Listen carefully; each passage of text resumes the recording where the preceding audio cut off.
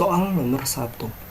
Fenomena merebaknya keong emas yang semula diintroduksi sebagai binatang hias tetapi berubah menjadi hama pertanian merupakan masalah yang perlu ditangani dengan pendekatan biologis. Objek biologi tersebut diteliti dalam cabang ilmu dan tingkat organisasi biologi A. Taksonomi populasi, B. Ekologi biosfer, C. Evolusi ekosistem, D. Evolusi populasi, dan E. Evolusi komunitas. Keong emas di sini awalnya dikatakan sebagai binatang hias, tetapi akan menjadi sebuah hama. Dari sebuah pernyataan ini kita ketahui bahwa di sini pasti ada yang ketidaksesuaian, tidak sesuai yang terjadi pada keong emas dan lingkungan. Nah, ada sebuah cabang ilmu biologi,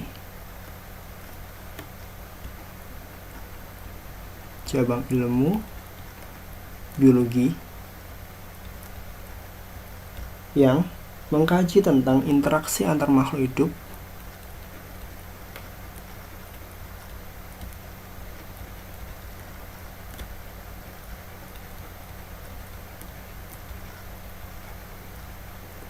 hidup terus di sini yang melibatkan dengan lingkungannya.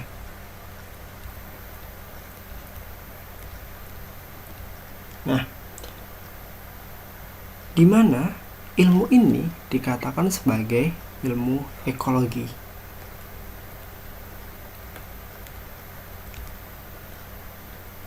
Dan sebuah tingkat organisasi yang dimaksud yaitu adalah tingkat populasi. Tingkat organisasinya ini dikatakan sebagai populasi. Populasi itu adalah kumpulan individu sejenis. Dari pernyataan ini kita bisa mengetahui bahwa yang kita bahas di sini yaitu ada ekologi dan juga populasi.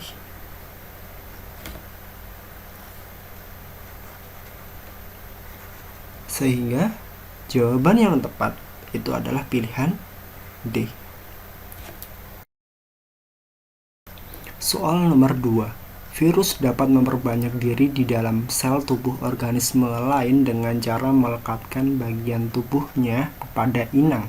Kemudian akan memasukkan DNA ke dalam tubuh inang dengan tujuan A. Memacu produksi enzim untuk memecah sel inang, B. Melumpuhkan sel inang agar tidak dapat bereproduksi, C. Mengaktifkan inti sel inang untuk memproduksi enzim, D. Mengeluarkan protoplasma sel inang untuk tempat reproduksi, E. Mengendalikan sintesis protein dan membentuk bagian-bagian tubuhnya. Kalaupun kita membahas tentang soal ini gitu,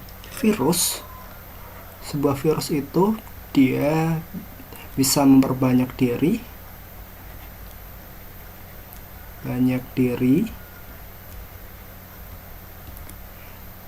pada organisme lain.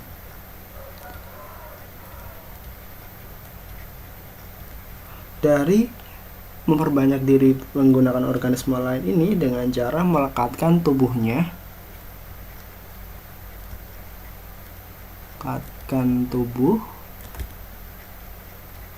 pada sel inang.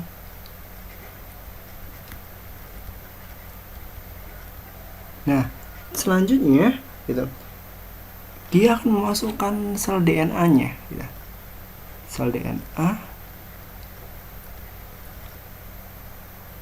ke dalam tubuh inang tersebut dengan tujuan mengambil alih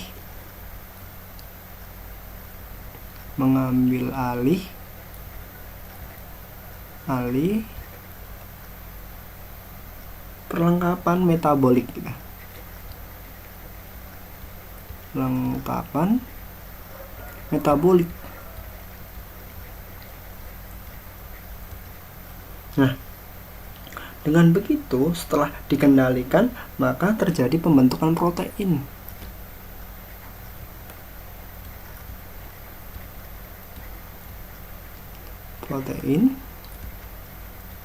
Nah, terus selanjutnya, dan komponen tubuh virus itu yang baru menggunakan bahan pada sel inang tersebut itu.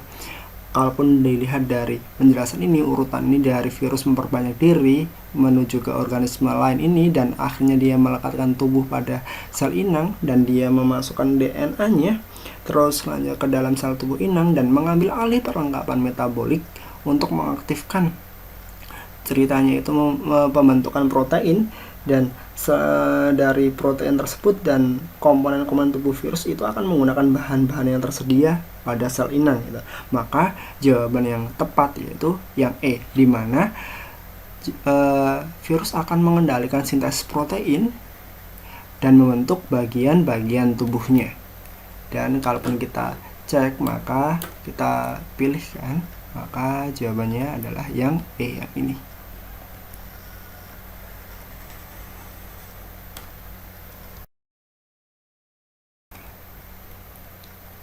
Soal nomor 3.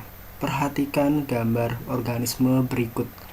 Ketiga organisme tersebut dikelompokkan ke dalam protozoa karena A. Bersifat parasit dengan inti eukariotik. B. Cara hidup heterotrof sebagai parasit. C. Bentuk morfologis yang berbeda-beda. D. Bersel satu dan memiliki alat gerak. E. Perkembangbiakan secara seksual dan pembelahan biner. Pada soal, kita mengetahui bahwa gambar tersebut ada gambar euglena,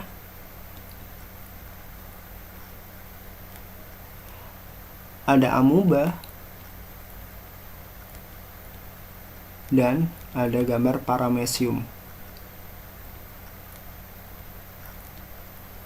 Nah, ketiga organisme tersebut dimasukkan ke dalam golongan protozoa. Nah, golongan protozoa itu memiliki ciri-ciri yaitu yang pertama, bersifat eukariotik.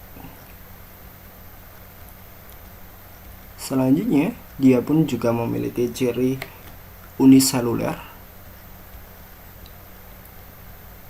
Yang ketiga, aerobik. Yang keempat, bersifat fotoautotrof.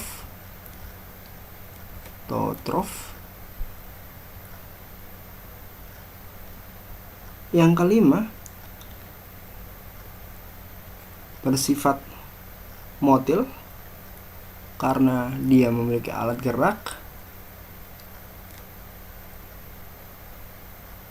Yang keenam, dia memiliki sifat bereproduksi secara aseksual.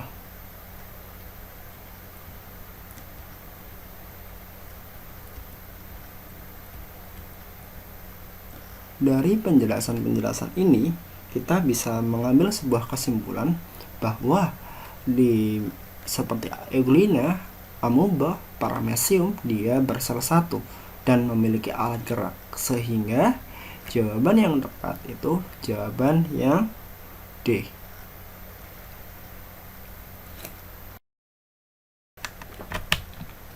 Soal nomor 4.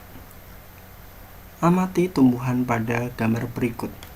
Tumbuhan yang termasuk ke dalam subdivisi yang sama dengan tumbuhan pada gambar adalah titik-titik. Kita coba lihat ke dalam gambar ini. Gambar ini dimasukkan ke dalam subdivisi Gymnospermae. Nah, subdivisi Gymnospermae itu sama, yaitu Gymnospermae itu tumbuhan berbiji terbuka.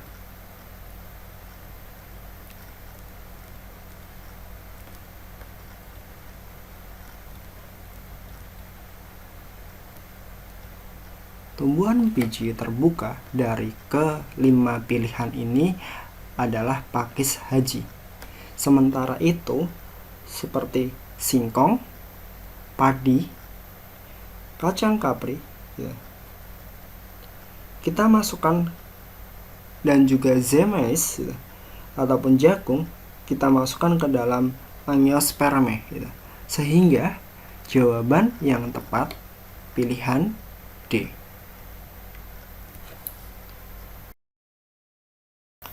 Soal nomor 5. Beberapa cara perkembangbiakan hewan vertebrata adalah ovipar, ovovivipar, dan vivipar. Hewan kadal berkembang biak secara ovovivipar karena A. Kadal dapat melahirkan anak, tetapi dalam kondisi tertentu reproduksinya dengan bertelur. B. Telur kadal tidak bercangkang. Perkembangan zigot tetap di saluran telur sehingga telur menetas di dalam tubuhnya. C. Kadal akan mengeluarkan sejumlah telur dari kloaka setelah perkembangan embrionya sudah sempurna. D. Kadal dapat mengeluarkan anak dan telur dalam waktu satu periode reproduksinya secara bersamaan. E. Kadal hanya mampu melakukan reproduksi dengan telur-telur yang dihasilkannya. Kita membicarakan tentang hewan kadal. Kadal bereproduksi berkembang biak secara ovovivipar. Nah, berbeda dengan reptil lainnya itu, di mana telur kadal itu telurnya tidak bercangkang.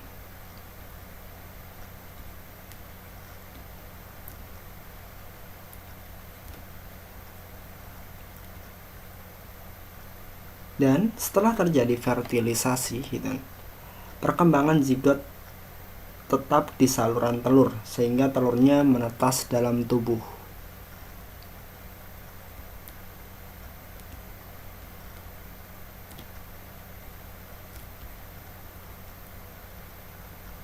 Setelah menetas, anak kadal baru keluar dari tubuh induknya.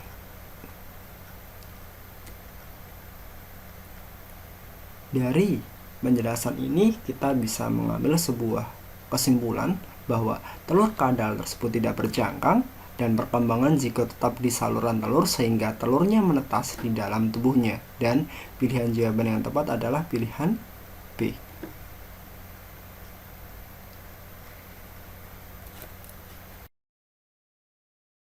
Soal nomor 6.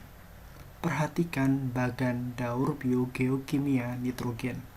Fiksasi N2 ditunjukkan pada proses titik-titik. Dalam soal ini kita diminta untuk menunjukkan fiksasi N2.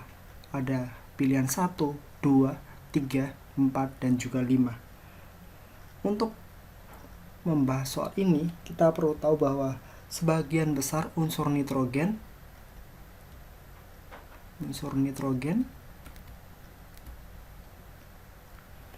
di atmosfer terdapat dalam bentuk nitrogen bebas atau yang bisa dikatakan sebagai N2.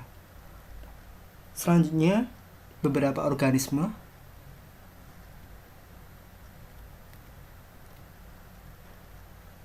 dapat memfiksasi nitrogen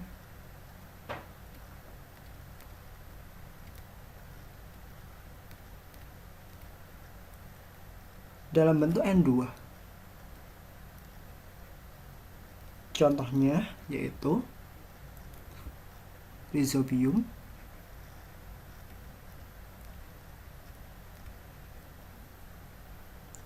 yang hidup dalam akar tanaman Leguminosae.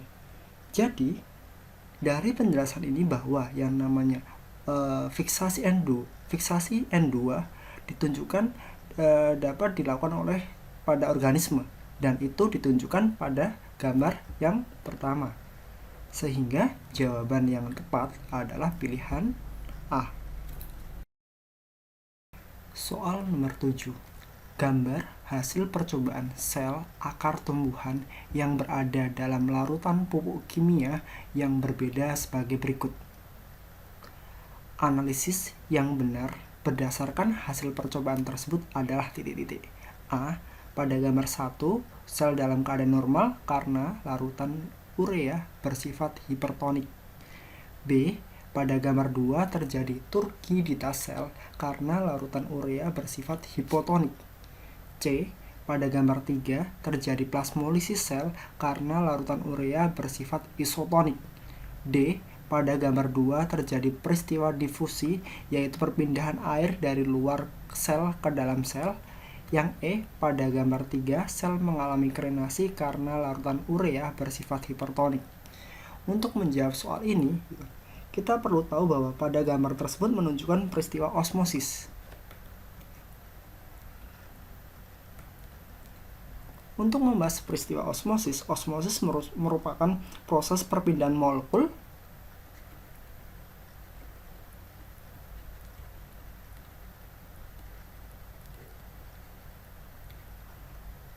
dari konsentrasi rendah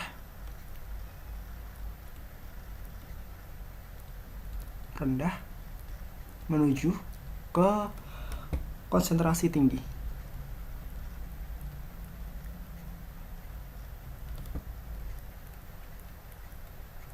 Nah, gambar 1 menunjukkan konsentrasi larutan di dalam sel dan di luar sel sama, sehingga tidak terjadi peristiwa larutan isotonik. Sedangkan gambar kedua menunjukkan sel mengalami turgiditas. Yang kedua, mengalami peristiwa turgiditas. Nah, di mana konsentrasi larutan di luar lebih rendah daripada di dalam sel sendiri. Sedangkan pada gambar 3, gambar ini sel mengalami peristiwa plasmolisis. Nah, plasmolisis ini di mana konsentrasi larutan di luar lebih tinggi daripada di dalam sel ataupun hipertonik. Sehingga kalaupun melihat dari penjelasan tersebut, maka jawaban yang pas adalah pilihan yang B. Pada gambar 2 terjadi turgiditas sel karena larutan urea bersifat hipotonik. Soal nomor 8. Hubungan yang tepat antara jenis, ciri, dan fungsi jaringan tumbuhan berikut adalah titik-titik. A. Jaringannya silem, ciri-cirinya tersusun atas sel-sel skleroid, fungsinya pelindung. B. Jaringan epidermis, cirinya tersusun atas selapis sel, fungsinya sekresi. C. Parenkim, jaringan parenkim, ciri-cirinya tersusun atas trakea dan trakeit, dan fungsinya sebagai alat pengangkut. D. Jaringan meristem, ciri-cirinya tidak dapat membelah dan fungsinya sebagai pelindung. Yang E. Jaringan phloem, ciri-cirinya tersusun atas pembuluh tapis, fungsinya sebagai alat pengangkut. Untuk membahas soal ini, kita harus menjelaskan masing-masing dari jaringan tersebut. Kita bicara yang pertama yaitu tentang silem. Silem berperan sebagai alat pengangkut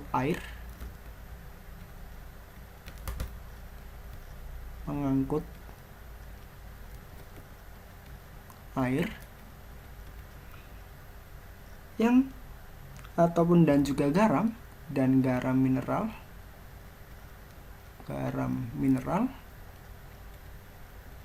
dari akar ke daun.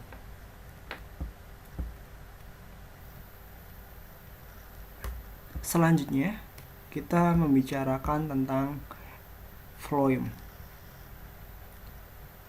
Phloem itu pun juga jaringan pengangkut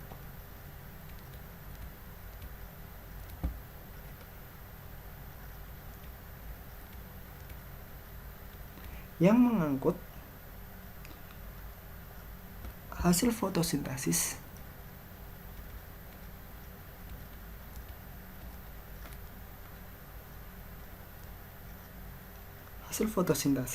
dari daun ke seluruh tubuh.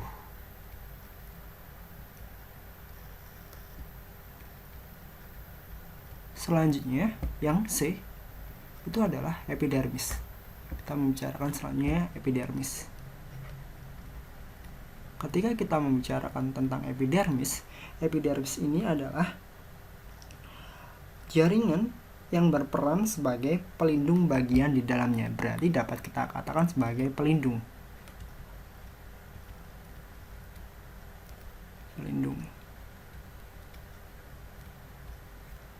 Selanjutnya kita membahas selanjutnya yaitu parenkim.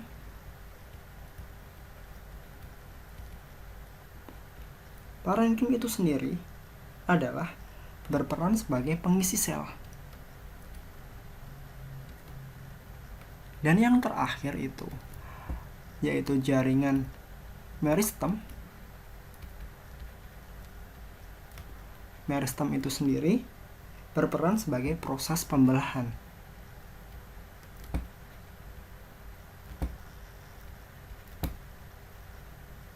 Sehingga dari penjelasan ini kita bisa mengetahui bahwa yang namanya floem itu sebagai alat pengangkut dan di dalamnya itu terdapat pembuluh tapis. Dan jawabannya adalah E.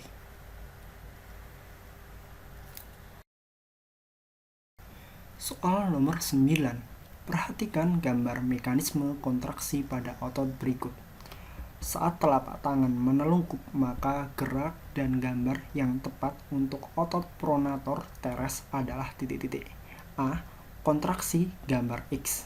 B. Relaksasi gambar X. C. Kontraksi gambar Y. D. Relaksasi gambar Y. E. Sinergi gambar X. Untuk menjelaskan pada soal nomor 9 ini, kita harus mengetahui dulu di mana gerak menelungkupkan tangan gitu terjadi ketika otot teres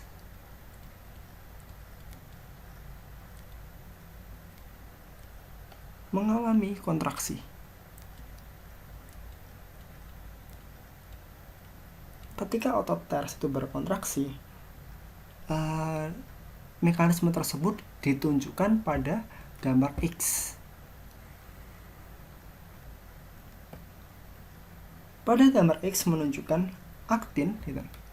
Sini ada aktin dan miosin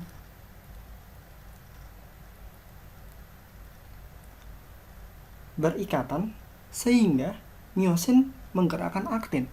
Jadi miosin ini menggerakkan aktin, gitu. Selanjutnya, dan gerakan ini akan membuat sarkomer menjadi memendek. Dari penjelasan tersebut, kita bisa mengetahui bahwa gerakan menelungkupkan tangan itu disebabkan adanya otot teres, dan otot teres itu akan mengalami kontraksi dan ditunjukkan pada gambar X. Sehingga jawaban yang tepat adalah pilihan A. Soal nomor 10. Pada saat luka, kita tidak mengalami pendarahan karena darah mengandung faktor penggumpalan yang dapat menutup luka. Namun, pada kasus tertentu ada orang yang bila terluka, lukanya tidak mudah menutup sebab tidak mempunyai faktor penggumpal. Orang tersebut menderita penyakit titik-titik. A. Leukemia. B. Hemofilia. C. Anemia. D. Polistemia. E. Sklerosis. Untuk menjelaskan soal ini gitu, kita harus mengetahui dulu berbagai penjelasan dari soal ini ataupun pilihan jawaban ini. Kita bicara tentang leukemia dulu. Leukemia itu ketika di dalam darah itu terdapat sel darah putih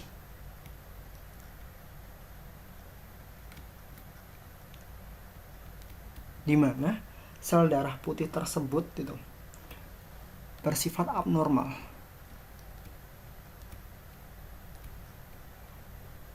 Dan sel darah putih tersebut karena dia abnormal, di mana disitunya trombositnya pun menurun.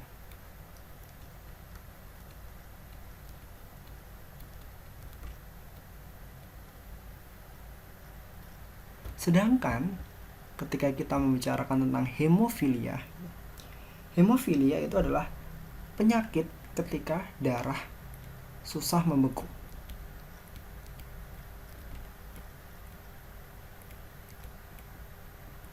Penyakit ini dikarenakan tidak memiliki faktor pembeku, di mana kelainan ini bersifat menurun pada keturunannya. Sifatnya menurun gitu. Selanjutnya kita membahas tentang anemia. Ketika kita membicarakan anemia, anemia ini adalah kelainan pada sistem peredaran darah karena sel darah merah sedikit.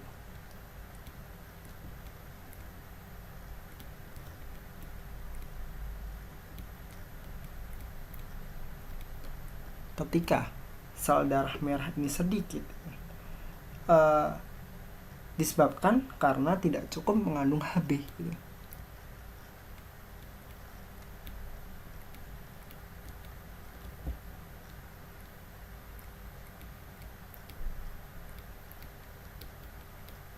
Selanjutnya ada polistemia.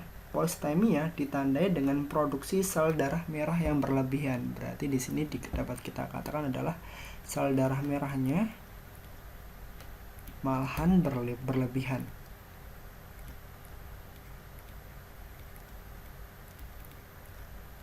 Dan yang E yaitu sklerosis. Sklerosis di sini adalah gangguan sistem peredaran darah karena adanya pengerasan pembuluh darah. Di sini karena pengerasan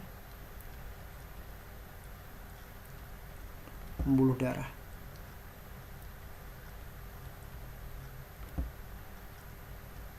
Kalaupun kita lihat penjelasan ini, berarti jawaban yang tepat di mana orang tersebut ketika luka dan lukanya itu susah untuk membeku, darahnya itu membeku gitu. Maka jawaban yang pas itu adalah pilihan B, yaitu hemofilia. Soal nomor 11. Setelah makanan memasuki usus 12 jari, pankreas melepaskan natrium bikarbonat sehingga terjadi peristiwa titik-titik. A. Tripsinogen diaktifkan menjadi tripsin. B. Lemak diemulsikan. C. Penetralan makanan yang dicerna. D. Penggumpalan protein susu. E. Otot sphincter pylorus membuka. Untuk menjawab soal nomor 11 ini, ketika makanan itu masuk usus 12 jari, pankreas melepaskan natrium bikarbonat. Selanjutnya, pada natrium bikarbonat itu akan mengandung beberapa enzim. Dari sini akan mengandung beberapa enzim.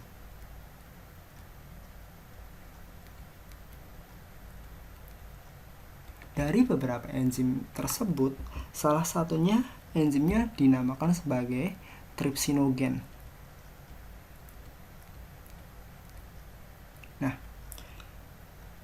di dalam usus 12 jari, tripsinogen ini akan diubah menjadi tripsin. Diubah menjadi tripsin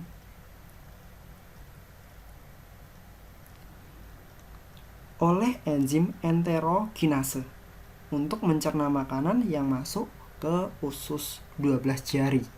Sehingga kalaupun kita mengetahui peristiwa ini di mana makanan yang memasuki usus 12 jari, pankreas melepaskan natrium bikarbonat sehingga terjadi peristiwa tripsinogen yang diaktifkan menjadi tripsin, sehingga jawaban yang tepat adalah pilihan A. Soal nomor 12.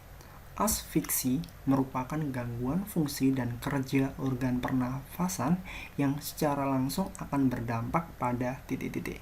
A. Sel jaringan tubuh kekurangan oksigen. B. Kebutuhan nutrisi menurun. C. Pertumbuhan tubuh terhenti, D. Pembelahan mitosis lebih lambat, E. Menurunnya daya tahan tubuh. Untuk mengerjakan soal nomor 12 ini, kita harus mengetahui dulu tentang asfiksi tersebut. Asfiksi merupakan gangguan di mana gitu terjadinya gangguan pengangkutan oksigen ke jaringan.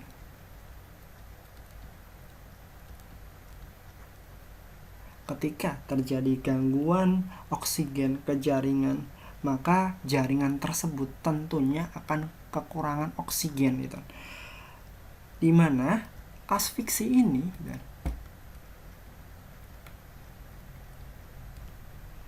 terjadi ketika seseorang yang tenggelam. Dari sedikit penjelasan ini, kita bisa mengetahui bahwa asfiksi merupakan gangguan fungsi dan kerja organ pernafasan yang secara langsung akan berdampak pada sel jaringan tubuh yang kekurangan oksigen, sehingga jawaban yang tepat adalah A.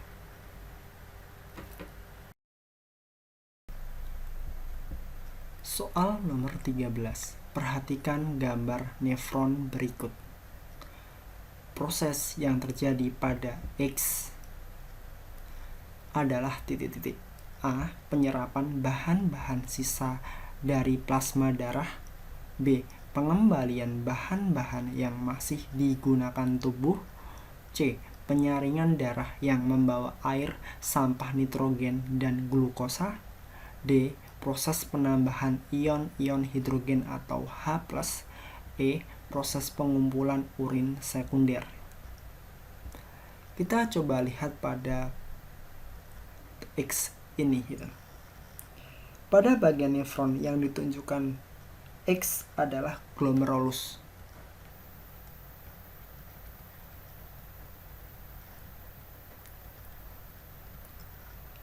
Pada proses pembentukan urin di glomerulus terjadi peristiwa filtrasi.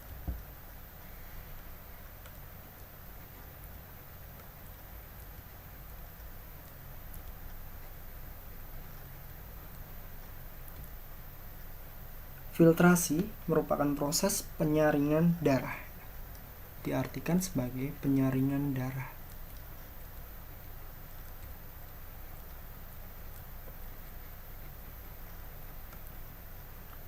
Darah yang melalui glomerulus akan membawa air ini. Ketika masuk ke dalam sini, darah itu akan membawa air.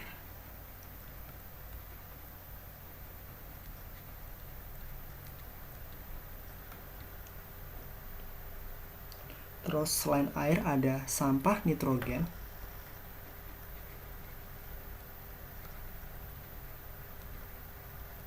Selain sampah nitrogen itu ada glukosa.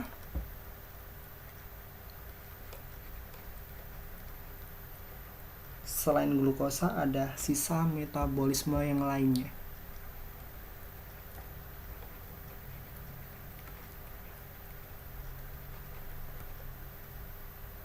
Pada filtrasi terjadi penyaringan sel-sel darah agar tidak terbuang. Berarti pada peristiwa filtrasi ini ada proses yang namanya proses penyaringan.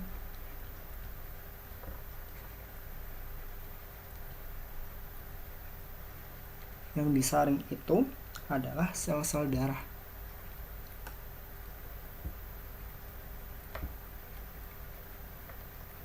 Ketika disaring tersebut, maka sel-sel darah itu tidak akan terbuang dengan sia-sia.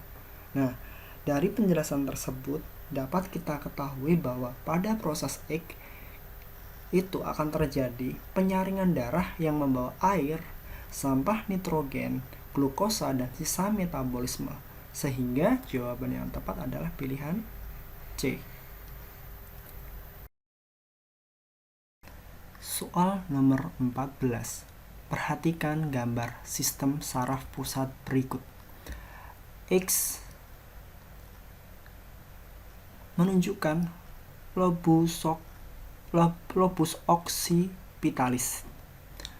Kerusakan pada bagian tersebut akan menyebabkan terganggunya kemampuan A. Berpikir, C. Penglihatan, C. Berbicara, D. Mengatur gerakan otot, E. Pendengaran. Pada soal ini kita difokuskan pada gambar X yang menunjukkan lobus occipitalis.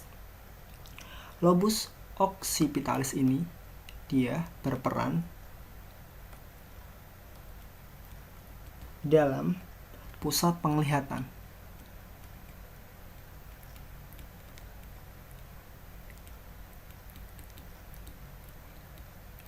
Apabila pada bagian X tersebut ternyata rusak gitu, tentunya penglihatan pun juga akan semakin susah untuk ataupun bisa dikatakan sebagai rusak gitu kan. Nah, oleh karena itu lobus occipitalis ini perlu dijaga. Berdasarkan penjelasan tersebut, kita bisa mengetahui bahwa jika pada gambar X ini terjadi kerusakan, akan menyebabkan terganggunya kemampuan penglihatan. B. Soal nomor 15. Perhatikan siklus menstruasi berikut. Berdasarkan siklus menstruasi tersebut, proses yang terjadi pada bagian X adalah titik-titik. A. Fase menstruasi FSH mendorong estrogen untuk pematangan folikel. B. Penebalan endometrium akibat peningkatan produksi progesteron. C. Pematangan folikel oleh estrogen dan peluruhan endometrium. D. Fase luteal, berhentinya produksi progesteron dan estrogen. Yang E. Folikel memproduksi FSH untuk pematangan telur. Kita perlu tahu bahwa yang ditunjukkan pada bagian X ini merupakan fase pasca ovulasi.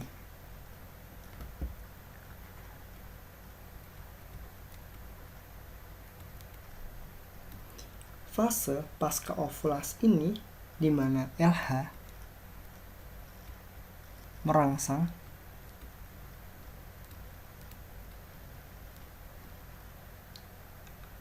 folikel yang telah kosong dan menjadi korpus luteum.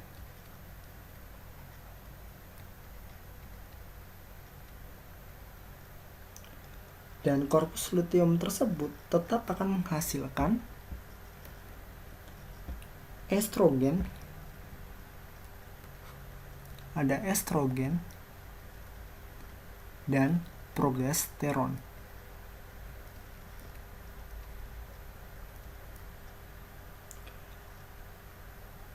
Progesteron bekerja sama dengan estrogen untuk memacu pembentukan endometrium. Jadi, kedua ini akan bekerja sama untuk membentuk endometrium.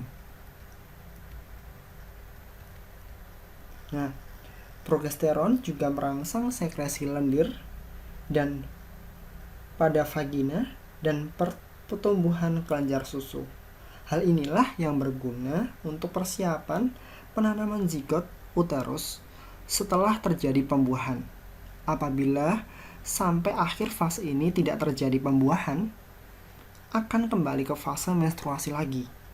Selama berlangsungnya siklus menstruasi, tubuh wanita akan mengalami perubahan hormonal, perubahan ketebalan endometrium, dan perubahan suhu tubuh.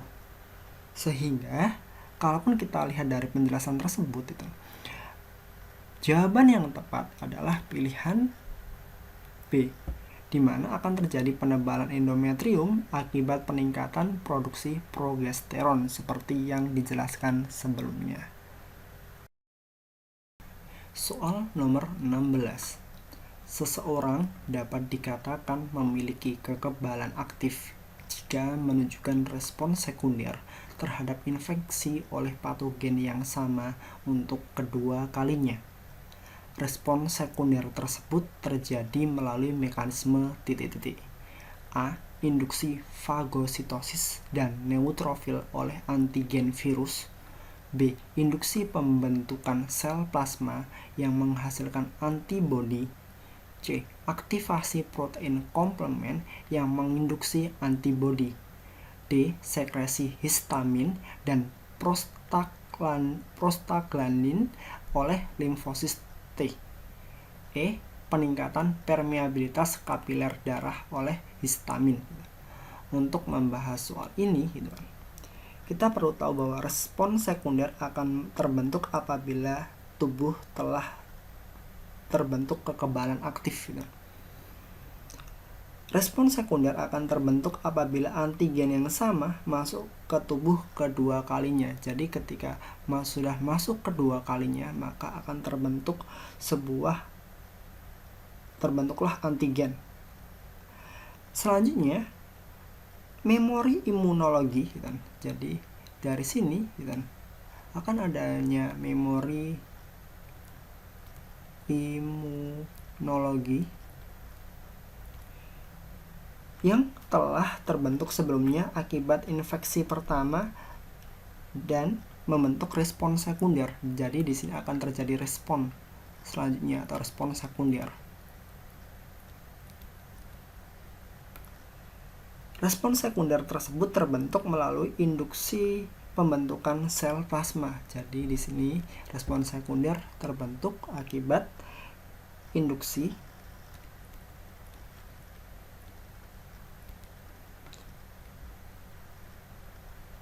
pembentukan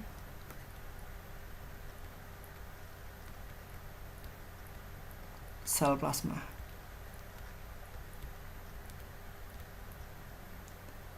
Yang menghasilkan selanjutnya dikatakan sebagai antibodi. Induksi tersebut akan mempercepat pembentukan antibodi sehingga respon akan berjalan dengan cepat. Oleh karena itu, dapat kita simpulkan bahwa respon sekunder tersebut terjadi melalui mekanisme yaitu induksi pada sel plasma yang menghasilkan antibodi, dan jawaban yang tepat adalah pilihan B.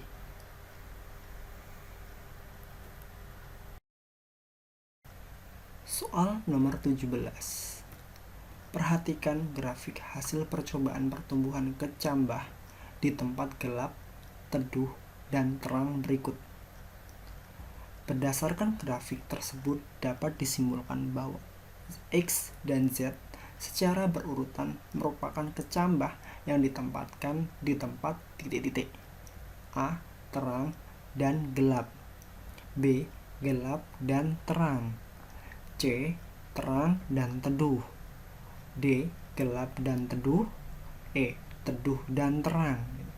Untuk menyelesaikan soal nomor 17 di sini, grafik pada soal menunjukkan perbandingan tumbuhan yang ditanam di tempat dengan intensitas cahaya yang berbeda. Jadi di sini berdasarkan adanya intensitas cahaya.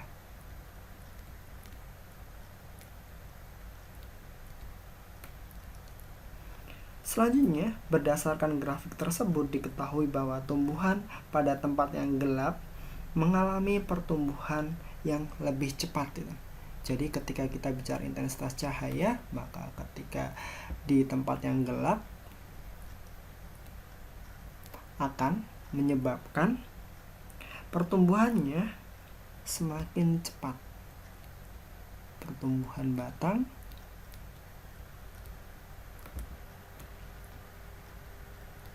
cepat.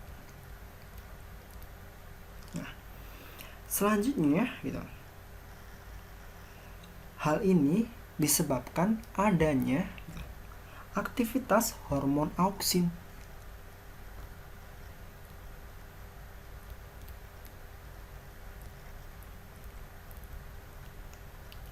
Dari hormon auksin ini lebih aktif pada kondisi gelap. Jadi dari sini kita bisa mengetahui bahwa auksin ini aktif ketika pada kondisi gelap.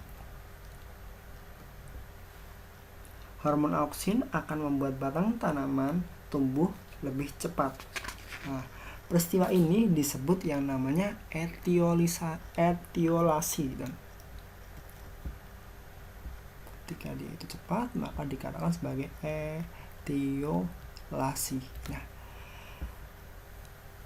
sebaliknya, hormon auksin akan menjadi kurang efektif ketika kondisi terang. Jadi, hormon auksin ini tidak akan ataupun kinerjanya itu akan kurang aktif ketika kondisi terang. Dengan demikian, pertumbuhan batang tumbuhan tidak secepat ketika kondisi gelap.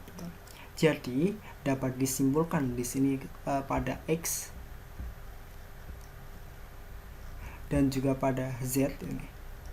X ini tumbuhnya lebih tinggi dibandingkan kondisi Z, sehingga dapat kita katakan bahwa X ini kondisinya gelap dan Z ini kondisinya adalah terang. Dan kalaupun kita simpulkan, jawaban yang tepat itu adalah pilihan B.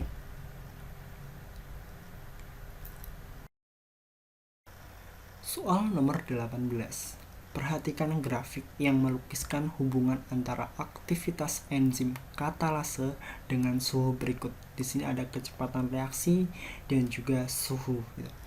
Simpulan yang tepat untuk grafik tersebut adalah titik-titik. A. Pada suhu 0 derajat Celcius, enzim katalase tetap aktif. B. Enzim katalase mengalami denaturasi pada suhu di atas 40 derajat Celcius. C. Suhu tidak memengaruhi kerja enzim katalase. D. Berapapun suhunya, enzim katalase tetap aktif. E. Enzim katalase bekerja optimum pada suhu 40 derajat Celcius. Pada grafik ditunjukkan bahwa hubungan antar aktivitas enzim katalase aktivitasnya dengan suhu. Pada grafik ini diketahui bahwa enzim katalase bekerja optimum pada suhu 40 derajat Celcius. Nah, pada suhu di bawah 40 derajat Celcius sininya enzim belum maksimal. Sedangkan di atas suhu 40 derajat Celcius arahnya sebelah sini, enzim mengalami penurunan. Jadi dia mengalami penurunan. Dan sedangkan ketika di sini ini belum maksimal.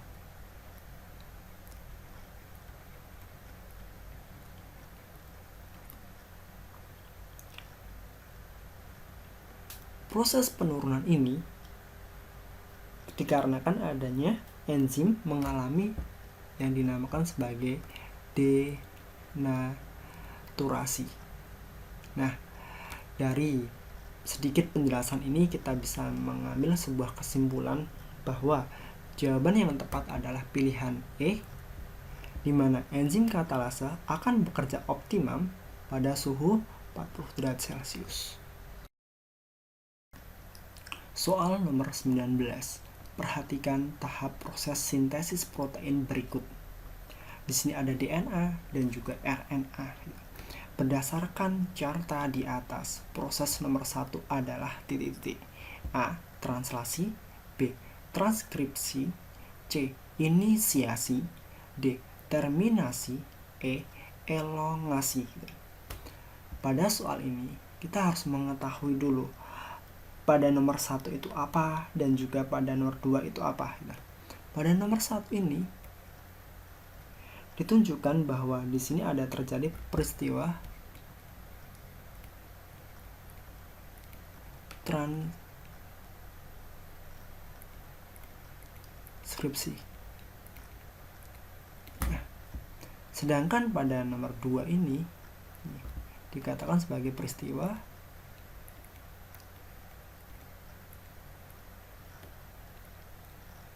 translasi. Mari kita jelaskan satu persatu peristiwa ini. Peristiwa transkripsi di mana rantai DNA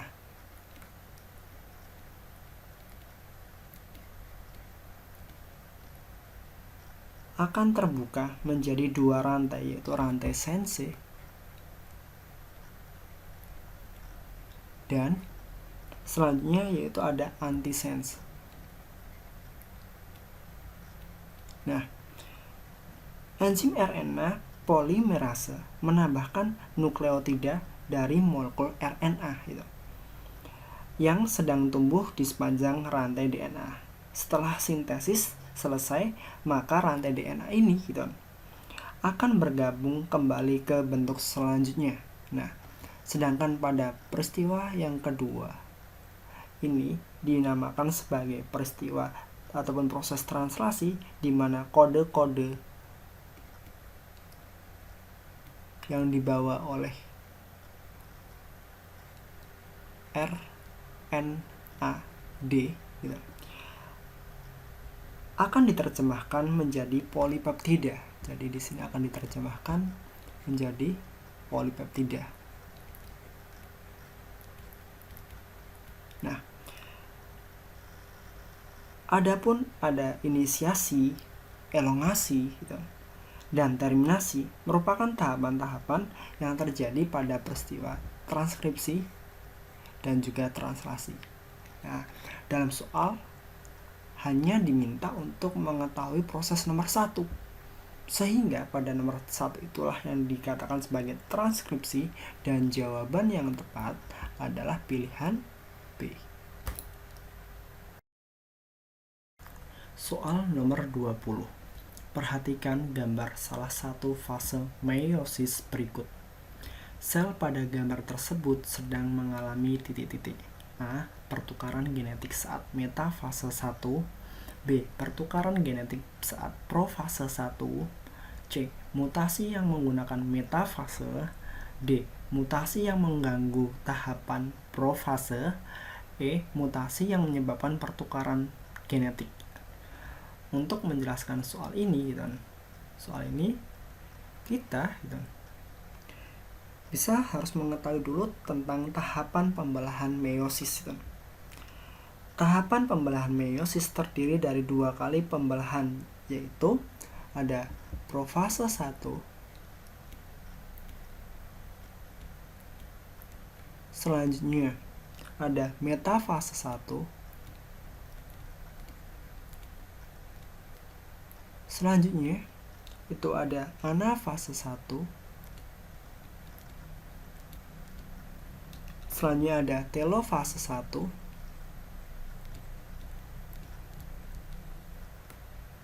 terus ada profase 2,